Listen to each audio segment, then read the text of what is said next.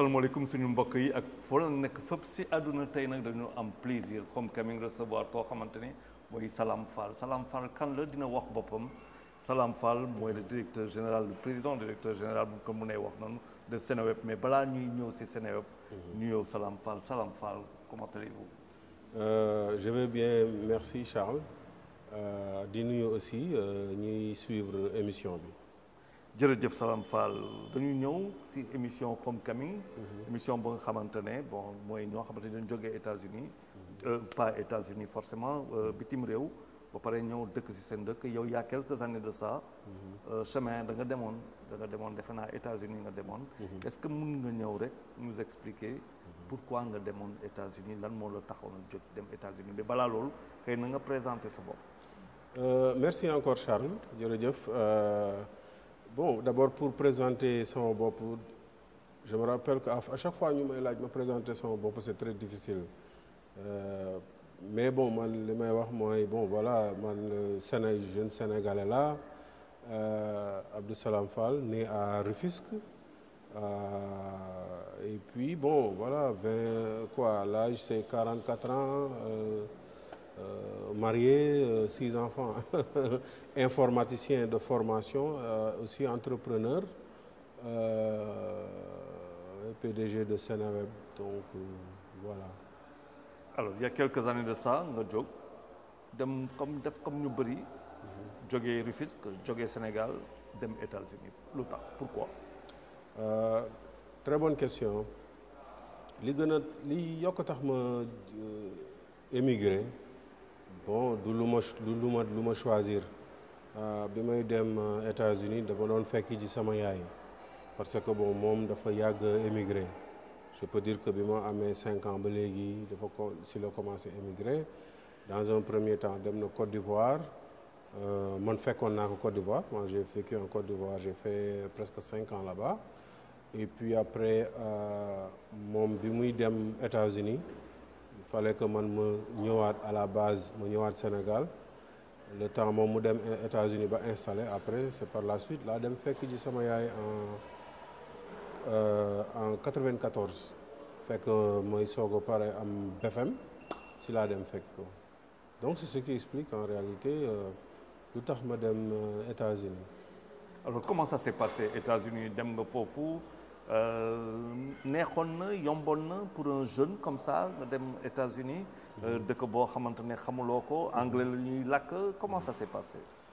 Non je peux dire que ça c'était un moment décisif ci sama dundin ndaxte bien sûr booy dem fekk ji sa parent sa yaay toujours loolu lu neex la donc li ci gënoon am solo c'était pas nécessairement dem États-Unis mais dem fekk ji sama yaay boo xam ne bon gisuma ko woon pendant 4 ans dañ doon wax téléphone rek bien sûr nag États-Unis bon bu dee da nga tàmm nekk Afrique ak yooyu boo demee États-Unis c'est vrai que bien sûr le contraste est vraiment dafay feeñ quoi donc moment de découverte la woon surtout que man dama bëgg di jàng lu bari lu bees dama bëgg voilà damay bëgg di xam yu bari damay gëstu ak yooyu donc bi ma demee foofu bon genre li ma fa gis ak expérience yi ma fa commencé woon am c'était quelque chose d'assez excitant quand même et puis comme man dama bëgg jàng di xam ay opportunités je voyais que ay opportunités yu bari allaient s'ouvrir à moi dès les premiers jours apprentissage bu bari et puis xam-xam bu bari et voilà ay expérience yoo xam ne xamoon naa ne quand même ça allait un peu changer ma vie. fan nga daloon ci États-Unis? En fait bi may soog a dem États-Unis bizarrement maa ngi woon fu ñuy wax 16th Street Washington DC te 16th Street ñun fi ñu dëkkoon boo ko longé disons quinzaine de minutes en voiture yaa ngi direct buntu Maison Blanche donc foofu la wàcc quoi. Impressionné par ça? Effectivement mais tu sais da nga daan toog di gis ci actualité bi ñuy wane Maison Blanche di wane Capitole di wane yenn yi et voilà du jour au lendemain yaa ngi au fait dans le centre du monde dans le centre dans le centre de la diplomatie mondiale. De la première puissance. De la première puissance mondiale aussi. Donc, c'était assez impressionnant. Mais ça m'a permis aussi de me démystifier affaire yu bari. Et ça, c'est quelque chose de bien, quoi. Est-ce que ça a été aussi déterminant dans la prise de décision du leadership?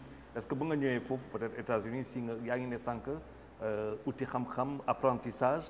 da nga se rendre compte que fii moom beneen monde la buy offrir ay perspectives nga xamante ne moi qui était peut-être petit qui me voyais petit ici il y a possibilité de devenir beaucoup plus grand. Effectivement, et loolu c'est un point important parce que man ce que li me permettre def mooy démystifier beaucoup de choses. Je me suis rendu compte que bon, voilà, c'est juste des êtres humains comme moi, juste que bon, ils sont américains et ils ont une autre manière de penser. Je me suis dit bon, comme je suis là, je vais essayer de m'imprégner le maximum possible. Et puis ma gis ne au fait, il n'y a pas de secret. ñoom liggéey la ñu xam. Et c'est foofu laa commencé quand même à me inculquer son bopp ne liggéey rek a wóor quoi. Donc et si je veux vraiment. En fait je peux dire que bi ma demee États-Unis la gën a réaliser que ne àdduna lépp loo bëgg a réaliser boo ko gëmee te nga def ci sa aqulaay taala nga def ci sacrifice yi nga ci war a def eh bien di nga ko réaliser voilà donc loolu la ma sama premier moment yi ma àgg foofu ak yenn expérience yi ma am c'est la réaliser ne que bon voilà comme on dit en anglais the sky is the limit foofu laa xamee ne bon lépp li ma limité c'est dans la tête. lu ma bëgg a réaliser je peux le faire. yow il a fallu nga dem États-Unis pour nga comprendre que les choses ak lu mu munti rëy boo ko démystifier di nga fa mën a am mais fokk nga gëm sa bopp. liggéey bu bëri mais américains yi ñoom lu la doon gisee. bon américains yi je peux dire que bon nu ñu lay gisee toujours bon kenn ku jógee Afrique la xam nga américains yi lu ci bari nag majeure partie ñi fa nekk américains yi du ñu am toute ouverture ñoom pour ñoom le monde se limite ci biir Amérique mais lenn lu ma gën a frappé ci américains yi mooy seen ouverture d'esprit quand même quand je dis ouverture d'esprit maanaam yow boo jógee bitim réew ñoom dañuy bëgg nga bokk ci ñoom quoi. Voilà ñoom c'est à bras ouverts dañuy bëgg automatiquement nga adopter seeni pratique nga bëgg ñoom yi ñu bëgg booy wax anglais même anglais bi bu leerul sax ñoom loolu daf leen neex quoi ne da nga am accent ñoom c'est en fait day bizarre quoi xam nga ñun fii un peu boo xoolee ñun comme français yi ñoo ñu coloniser ak yooyu booy làkk français il faut nga làkk ko bu baax mais américains yi xoolul ndax sa anglais baax na en fait ñoom le simple fait que ngay bëgg wax anglais rek lu leen neex la te dañ lay jàppale pour nga gën a parfaire sa anglais. maanaam si intégration bi dañ la koy yombalal. effectivement yëg la que la différence nangu nañ ko. effectivement loolu moo fi jafe quoi. mais waay non américains yi en toute sincérité dañuy bëgg daal nga bokk si ñoom wax fa dëgg yàlla. alors sama expérience la. Salam sànq yaa ngi ñu wax 44 ans. Alors, en 1999, Virginia, nga créé Seneweb. Ça fait 22 ans. 22 ans, 44 ans, tu avais 22 ans pour créer Seneweb. C'est vrai. Alors, Salam, raconte-nous ça. Voilà, donc la création de Seneweb, c'est dafa ñëw fekk ne 4 ans auparavant bon maa ngi démarré sama cursus universitaire maa ngi doon def Bachelor of Science in Computer and Information Systems donc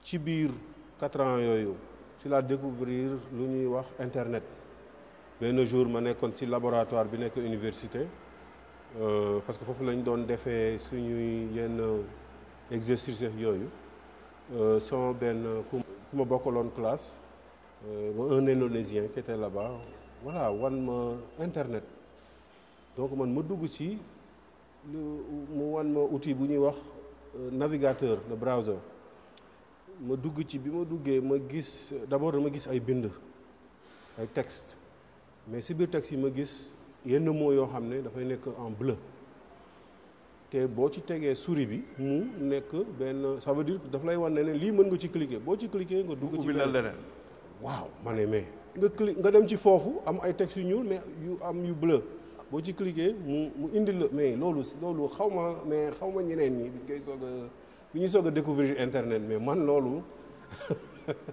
c'était extraordinaire parce que temps boobu j'avais soif d'information. C'était 4 ans avant Seneweb.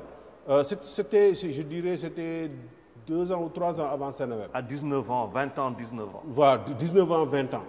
Donc, mais loolu man c'était extraordinaire parce que d'habitude boo bëggee xam dara temps yooyu da ngay dem librairie nga dem ci kiy gérer librairie bi nga ne ko livre bi laa soxla lii laay def mu dem xool fi mu nekk mu indil la ko li ngay lire boo ci gisee ne am na loo comprendre da ngay dellu ci moom ne que livre bi lii laa soxla xam nga loolu c'était assez rudimentaire mais léegi da ngay toog sa écran nga gis ne doo bouger mais je me rappelle les premiers jours bi may découvrir internet mais ça je passais mais je passais en fait ay 8 heures de temps doo décoller du ma sax lekk quoi parce que tu découvres quoi tu vois donc en fait loolu tax na ba nga xam ne après man depuis boobu voilà man dama daan connecté ci internet bi tout le temps di gëstu di kii mais bon il faut se dire que vers 99 fekkoon na internet bi li ñuy wax en anglais mu ngi doon dem mainstream daanaka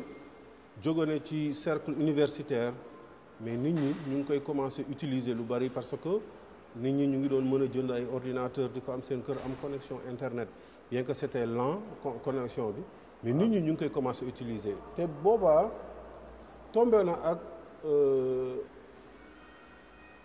ay outils commencé am yoo xam ne da doon def agrégation c'est-à-dire que site yu bari yi am ci internet bi au lieu que te nga xam ko di fa dem eh bien fii nii lépp nga fay fekk donc y a eu Yahoo temps boobu Yahoo bi existe ba léegi mais Yahoo moteur de recherche la woon donc après bon Google est venu bien après d'ailleurs. Ouais, Google est venu je pense vers 98 voilà. Mais bon boobu mi ngi soog a judd donc après ay 2000 2001 la ko nit ñi la commencé kii mais après la commencé siiw mais y avait Yahoo y avait bu ñuy woowee Excite ak Lycos Alta Vista y en avait beaucoup y avait d'autres outils comme Gopher ak yooyu donc mais ma gis ne Sénégal amul foo xam ne par exemple mën nañu fa dem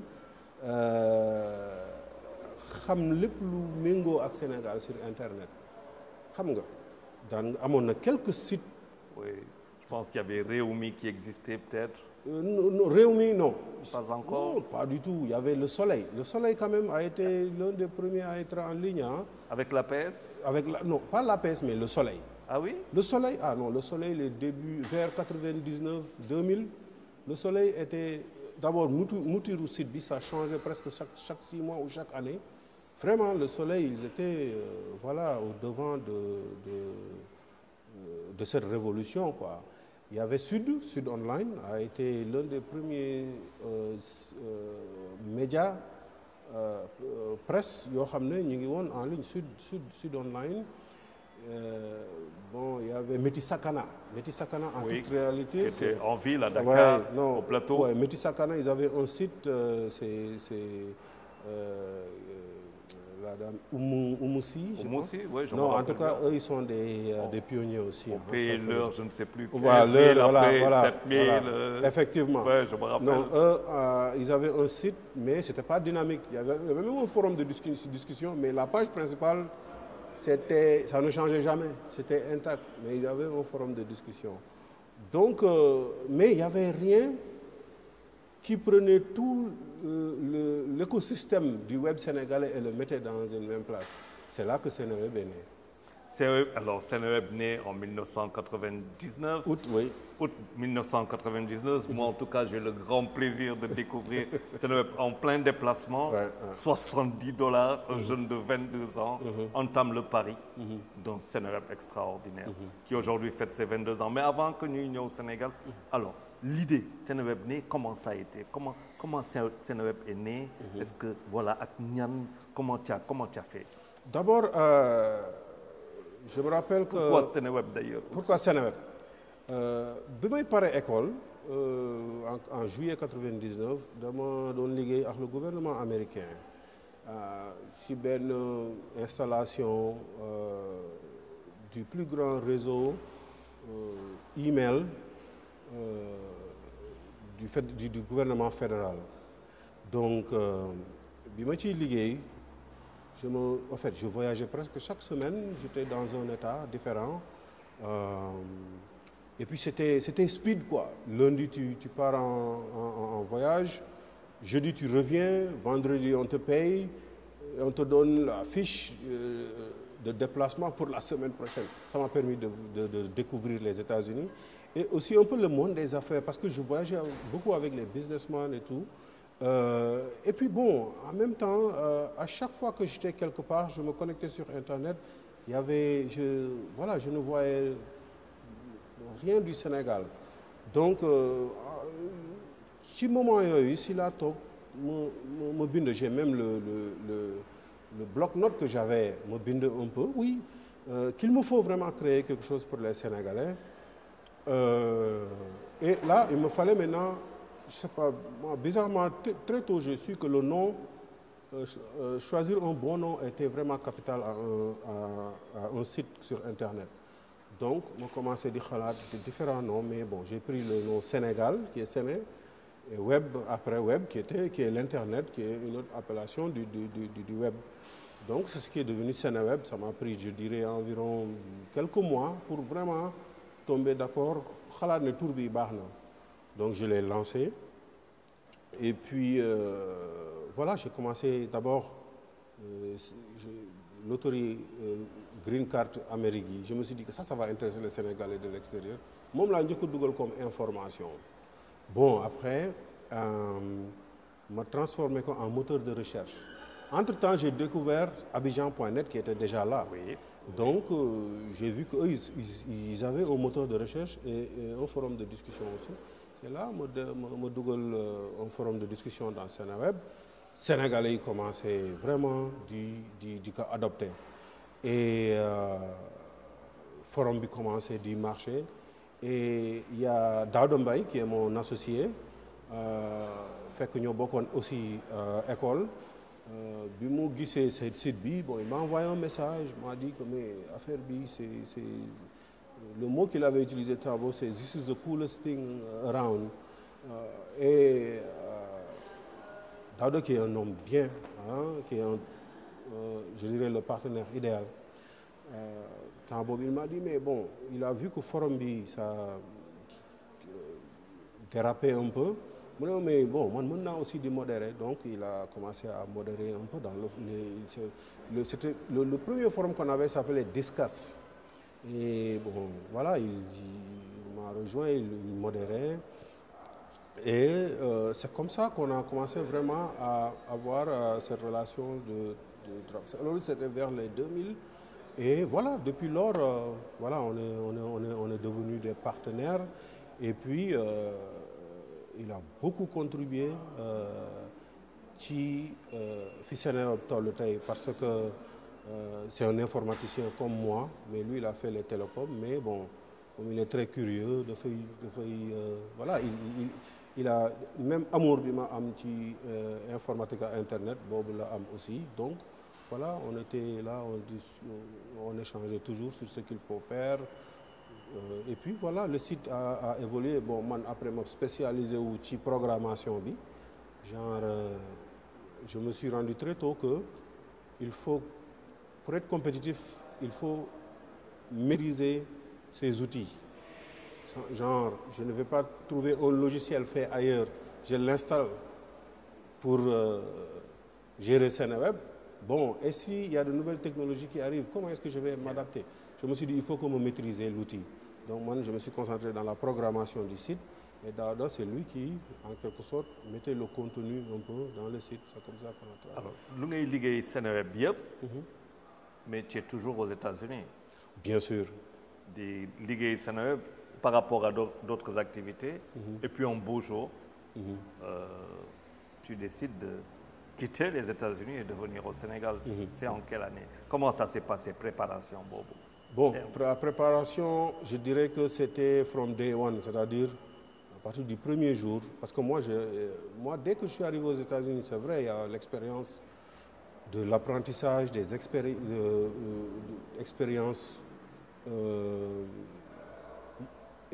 UBS.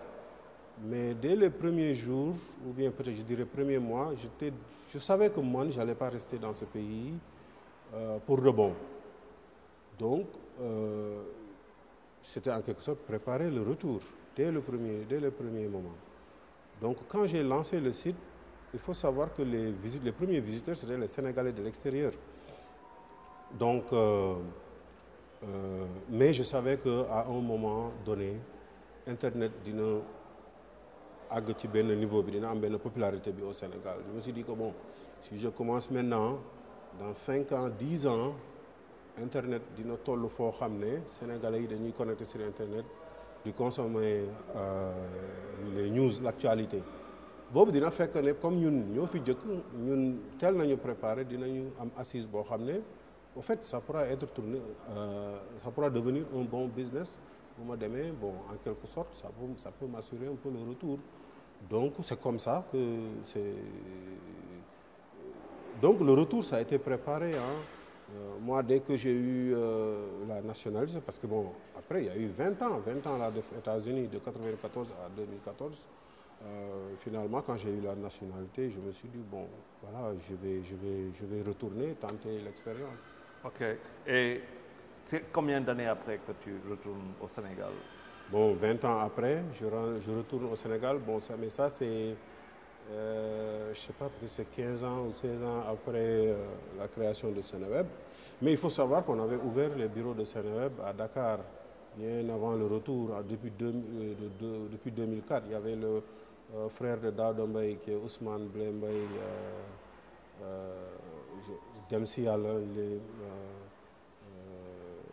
dañ koy ñaanal yàlla xaare ko àjjana parce que l'année passée le décédé voilà donc qui était un gars très bien wax fa dëgg yàlla qui a en fait ouvert les premiers bureaux de Seneweb en 2004.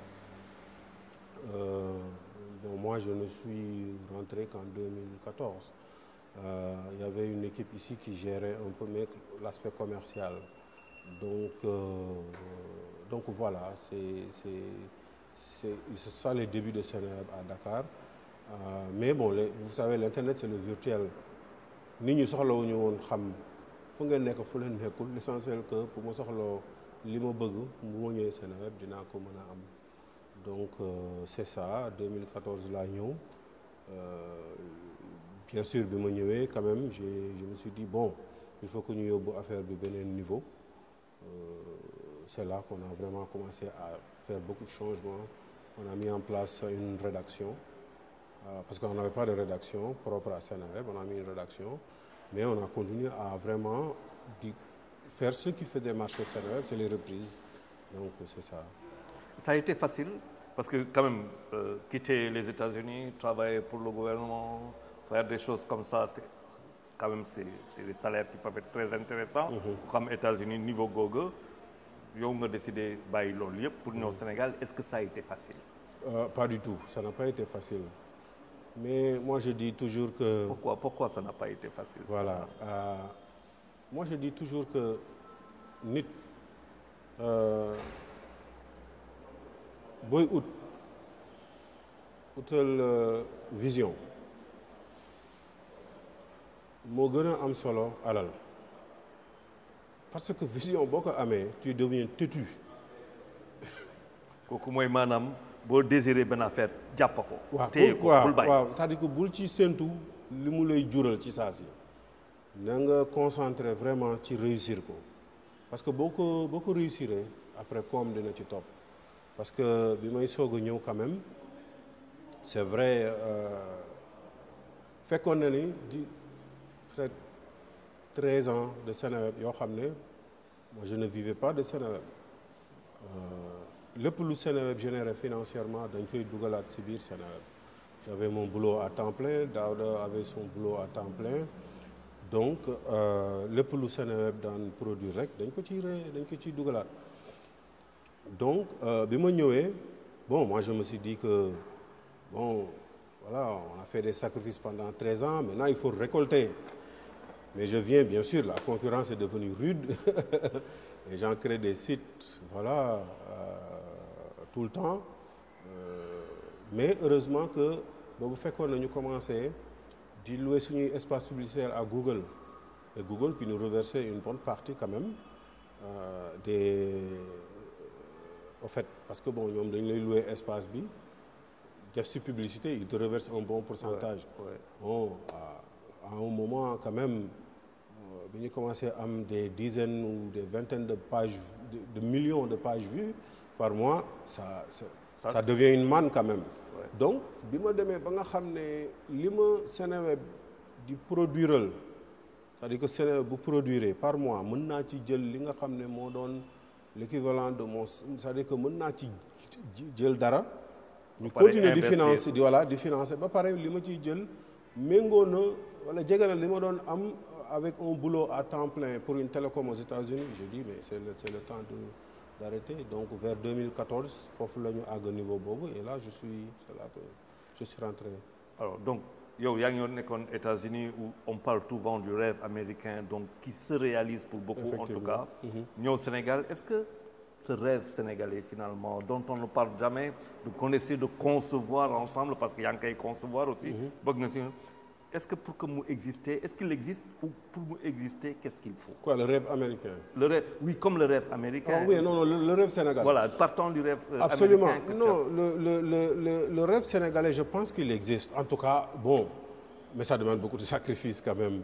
Parce qu'en fait, moi, bon, je pense en toute sincérité, man, si j'avais créé Seneweb au Sénégal, bon, est-ce que dina am benen liggéey boo xam ne quand même à côté dina me permettre li nga xam ne 13 ans après li ma teg mën na ma ko jural ak yooyu bon je pense que souvent contexte yi c'est différent en tout cas le fait que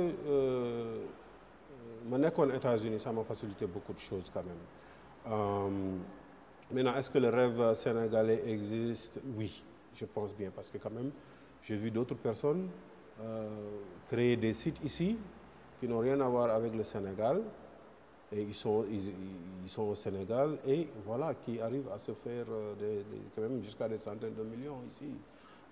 Donc je me suis dit l'essentiel c'est d'avoir une bonne vision et de vraiment comprendre l'outil et de ne pas se décourager. Il faut toujours persévérer. Donc et le rêve sénégalais existe bien. Alors Seneweb avait une particularité ba léegi am na particularité am c'est le rendez-vous bu mu amoon ak la diaspora.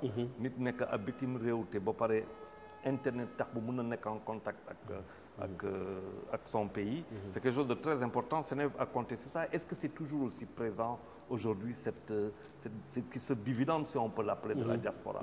Non, effectivement xam nga la diaspora mooy la base de Seneweb c'est la diaspora parce que boo demee même en ce moment au niveau de la diaspora ñoom site bi ñu gën a xam c'est Seneweb parce que Seneweb moo fi njëkkoon a nekk. C'est vrai qu'à un moment bi ñu commencé adapté wu ci parce que au début je peux dire que 60% suñuy visiteurs ils étaient au niveau de la diaspora 40% au Sénégal. Mais affaire bi dafa changer instant bi je peux dire que c'est 70% Sénégal 30% la diaspora. Éventuellement il faut nga adapter un peu le contenu aux réalités démographiques. C'est vrai que bon au début si la ñu gënoon am quand même une communauté de la diaspora qui était la base de Seneweb. Mais il y a eu plusieurs facteurs yoo xam ne ñoom ñoo tax ba maintenant au fait la diaspora n'est plus notre base parce qu'il y a eu l'avènement de Facebook si tu avais entre-temps entre-temps parce que avant il y avait des forums de discussion dans tous les sites mais les forums de discussion ont presque disparu parce que voilà si Facebook est-ce que ça vous a gêné ça? Est-ce que ça vous gêne? Et puis ce qu'on voit c'est que Facebook est en train de faire pour aller vers d'ailleurs plus de virtuel avec Metaverse. Est-ce que aujourd'hui ça gêne un peu Seneweb, cette multiplication de médias sociaux très puissants comme Facebook, ça vous gêne? Non, en fait, bon, non, ça ne nous gêne pas. Parce que il faut vraiment comprendre l'écosystème du web et aussi les habitudes et attitudes des internautes. Et aussi il faut savoir aussi que c'est un milieu ou bien un écosystème très compétitif. Et il faut vraiment s'adapter. Bon, Facebook est venu, il faut reconnaître la force et la domination de Facebook. Maintenant, comment s'adapter à cela? Au lieu de le combattre, il faut vraiment, voilà, il faut l'adopter. Il faut l'intégrer dans ce qu'on fait. Savoir que, bon, certaines discussions ne vont pas se tenir dans le forum comme ça se faisait avant. Eh bien, bon, essayer de voir là où on a son fort. Facebook ne produit pas d'informations et de contenu. Bon, là, on s'est concentré totalement dans la production de contenu. Donc, voilà, il faut s'adapter. Moi, je dis, il ne faut pas avoir peur de ce qui vient de nouveau. Il faut juste s'adapter et puis savoir que, bon, à un moment, il y aura forcément des limitations. Et nous, on a vu beaucoup d'exemples, surtout que, bon, moi, c'est quand l'Internet a commencé à devenir mainstream que j'ai commencé à vraiment utiliser l'Internet et non seulement en tant qu'utilisateur, mais moi, j'analyse beaucoup.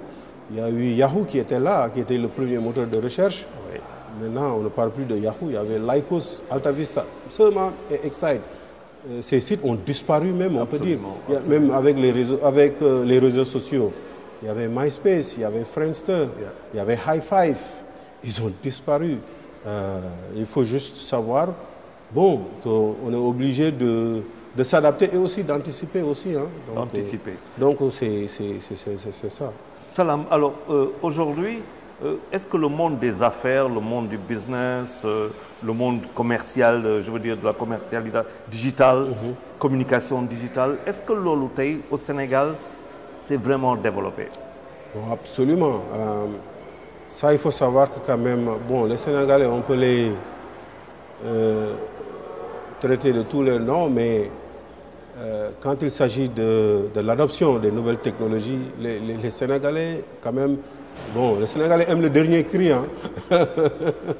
Que ce soit en habillement, en voiture ou tout, les Sénégalais aiment quand même le dernier cri. Donc, tout ce qui est Internet, en fait, tout ce qui est trend, tout ce qui est au diapason quand même, il faut savoir que les Sénégalais l'adoptent beaucoup. Maintenant, au niveau de la digitalisation, vous voyez, il y a combien de sites Internet sénégalais. Au niveau de Facebook, il y a combien de pages. C'est un bien C'est un bien? Est-ce que c'est bien? Absolument, c'est un bien, mais bien sûr, bon, avec toute nouvelle technologie, c'est-à-dire c'est un couteau qui est double tranchant. Mais c'est quelque chose de bien que les Sénégalais soient sur Internet et quand même qu'ils s'adaptent et qu'ils essaient d'innover. Il y a combien de community managers maintenant de nouveaux métiers. Oui, de nouveaux métiers, etc. Donc, les métiers du numérique sont là. En tout cas, il y a combien de structures qui sont dans le web développement, dans la programmation. Voilà, donc c'est une très bonne chose. Créé en 1999, aujourd'hui, Seneweb a 22 ans. C'était l'un des tout premiers sites d'information, en tout cas le premier portail, c'est Internet. Aujourd'hui, Seneweb, 22 ans après, est le premier groupe numérique digital. Le premier groupe numérique. C'est quelque chose de fabuleux. Vous fêtez vos 22 ans, alors comment ça va se passer? C'est quoi l'avenir? C'est quoi le projet, l'avenir? Oui, c'est vrai. Bon, les 22 ans, en fait, c'est en 2019 qu'on voulait marquer avec les 20 ans de Seneweb. Bon, mais il y a eu le contexte électoral de 2019. Et puis aussi la Covid-19, bien sûr. Donc, ce n'est que maintenant je peux dire qu'on peut souffler un peu. Et voilà, le staff a dit, bon, finalement, il faut qu'on célèbre. J'ai dit, bon, on y va. Et voilà, il y a eu beaucoup de changements. Maintenant, les perspectives, c'est vrai que maintenant, là, il faut vraiment... c'est-à-dire, on a fait venir les visiteurs. Maintenant, il faut leur offrir des services. Je vois une télé, il y a une web TV, il y a une radio TV. Il y a une radio TV online. Il y a l'information digitale et qui c'est peut-être les magazines digitaux qui arrivent. Jusqu'où va aller Seneweb? Salam? Oui, il y a d'autres sites. On a lancé un site People qui est Buzz Sénégal, qui est maintenant 3e. Donc, en fait, derrière Seneweb, il n'y a que 2 sites qui devancent Buzz Sénégal, qu'on compte vraiment faire le premier site Buzz, parce que quand même le Buzz, les gens consomment ça. Donc, il y a aussi des services à valeur ajoutée qui vont venir. Et bien sûr, d'autres sites thématiques à mettre en place. Et vraiment une expansion dans la sous-région qu'on a lancé Ivoire Matin en Côte d'Ivoire il y a de cela 4 ans. Donc voilà, on va essayer de diversifier et puis diversifier l'offre et puis créer des services autour de Seneweb. Combien de visiteurs par jour, Seneweb? Bon, ça, on a plus de 800 000 visiteurs au quotidien. Savoir que parmi ces visiteurs, il y en a qui sont derrière des adresses IP où il y a peut-être 10 ou 20 ou 4 ou 5 personnes. Donc, on estime à 1 500 000 les visites uniques au quotidien. Donc, voilà, c'est... Ça fait quoi, 10% de la population sénégalaise? Chapeau, c'est un énorme, merci. C'est un énorme score. Merci. Mais bon, on ne dort pas sur nos lauriers. On se dit, bon, 22 ans, c'est l'occasion de redevenir un start-up encore. C'est comme si on venait de démarrer hier et voilà tout ce qu'il y aura à mettre pour être là 22 ans dans l'avenir et de dominer, on le fera, Inch'Allah. On est arrivé quasiment, on est au terme de cette émission de Homecoming. Un message peut-être pour tous ces jeunes qui veulent partir, qui prennent la pirogue, parce que Salam est un jeune qui est parti, mais de Fodel aussi, parce que Homecoming, c'est ça aussi, retour à la maison, un bon retour. Revenir au Sénégal, c'est quelque chose qu'il faut envisager, bien préparer, Salam. Absolument. Bon, Youssou Ndour l'a bien chanté.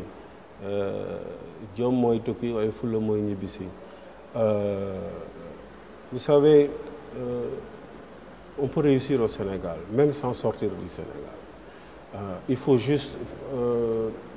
il y a 2 jours, je faisais une conférence de presse et j'ai utilisé le terme que j'ai entendu il y a quelques années ici. Bon, j'ai oublié c'est qui l'avait dit. Khel du meuble. Il faut savoir faire travailler son cerveau pour le bien de la société. You have to have a purpose in life. Être utile, c'est important. Moi, je dis souvent, il ne faut pas toujours chercher à générer des revenus. Il faut essayer d'être utile d'abord. Et quand on est utile, mais bien sûr, les revenus vont suivre. Donc, le message aux jeunes, c'est de croire en eux, de savoir qu'on peut même bien réussir au Sénégal. Peut-être que sortir, ça donne l'expérience, ça donne peut-être des avantages compétitifs, mais bon, on peut bien réussir ici au Sénégal. Vous en êtes l'exemple parfait. C'était un plaisir de vous recevoir, Salam, sur Homecoming aujourd'hui. Donne rendez-vous pour un autre numéro à la prochaine. Merci Charles. En tout cas, c'est un réel plaisir pour moi d'avoir fait l'interview et puis de l'entretien et puis de partager mon expérience, espérant que peut-être ça peut inspirer d'autres jeunes à croire en eux et voilà, à réaliser des choses extraordinaires. Merci.